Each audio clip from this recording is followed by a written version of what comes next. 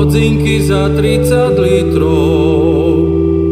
Náš Pán nosí kríž a hodzinky za 30 litrov.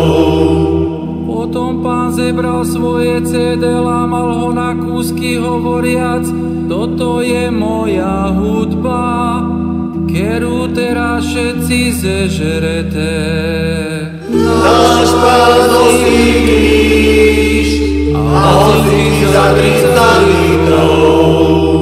Potom Pán zebral víno a povedal: toto je moja krv, ktorú my už dlhší čas všetci pijete.